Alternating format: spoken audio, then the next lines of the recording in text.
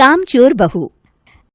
कांता बहन की दो बहुएं थी, बड़ी कल्पना और छोटी प्रिया। कल्पना का जैसा नाम वैसा ही काम। सारा दिन कल्पनाओं में रहती, ना कोई काम करती ना कोई धाम। अरे कल्पना बहू, जरा अच्छी सी चटनी पीस दे, आज कुछ मजेदार खाने का मन है। पेट में जलन हो जाएगी माँ जी बुढ़ापे में, और वैसे भी मेरा काम करने का वक्त शाम का है, आप प्रिया को ही बोल दो।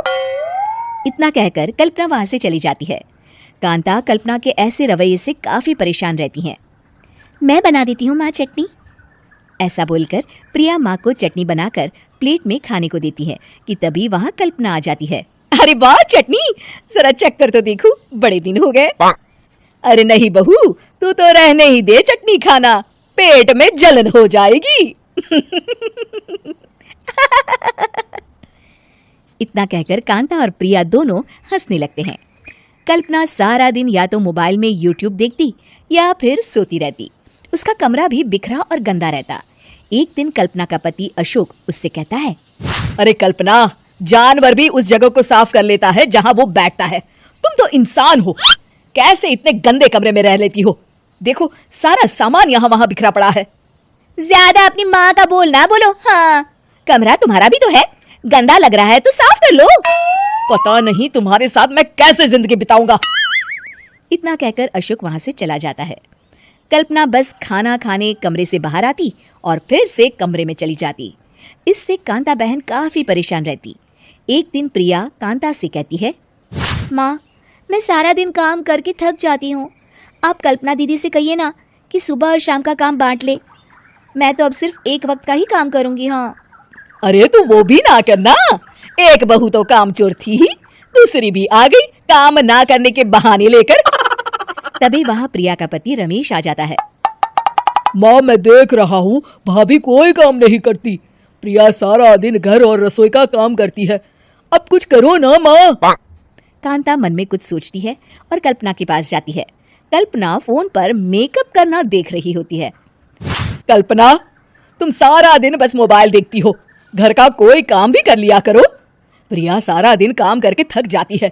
आज से मैंने फैसला किया है, एक वक्त का काम तुम करोगी, सुबह का खाना तुम बनाओगी और रात का प्रिया। आप लोगों ने काम को हवा बना रखा है। अरे पता नहीं थोड़ा सा ज्यादा काम करने में आप लोग घबरा क्यों जाते हैं। और हाँ, बहुत ज्यादा प्रिया की तारीफ मत करिए मेरे सामने, बड़ी बहू तो मैं ही रहूंगी। मैं कुछ नहीं जानती, कल सुबह मुझे वक्त से खाना चाहिए, रसोई में आ जाना, वरना कल से तुझे खाना नहीं मिलेगा। अगली सुबह कल्पना रसोई में नहीं आती है।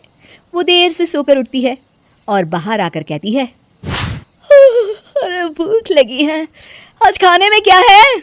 इतनी देर हो गई, आज किसी ने मुझे उठाया भी नहीं, पता नहीं कहाँ है सब। कल्पना को घर में कोई नहीं दिखता।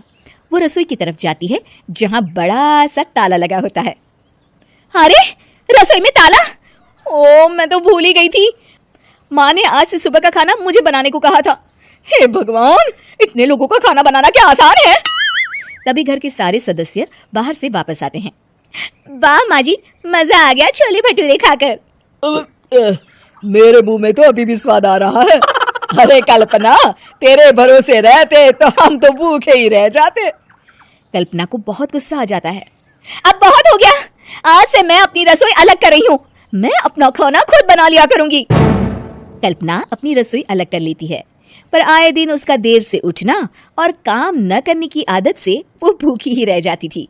उसी के सामने घर के लोग अच्छे अच्छे पकवान खाते और कामचोर कल्पना को जैसे तैसे ही खाना बनाकर खाना पड़ता।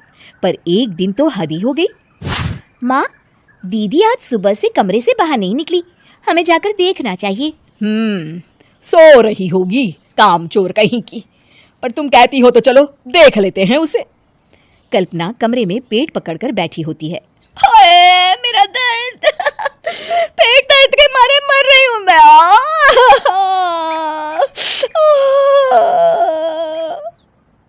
अरे दीदी, क्या हुआ? पेट में दर्द क्यों हो रहा है? डॉक्टर को दिखाया आपने? माँ, कल्पना खड़ी होती है और माँ जी के पास आती है। मुझे माफ कर दीजिए, अब से मैं सारे काम में मदद करूंगी, कभी आलस और काम चोरी नहीं करूंगी। हाँ हाँ, वो तो ठीक है, लेकिन अचानक क्या हो गया जो तू काम करने को तैयार हो गई? कामचोर कल्पना। माँ, लगातार बासी और उल्टा पुल्टा खाना खाने के कारण मेरे पेट में इन्फेक्शन हो गया है। काम ना करना पड़े इसलिए मैं 2 दिन का खाना एक दिन ही बना लेती थी।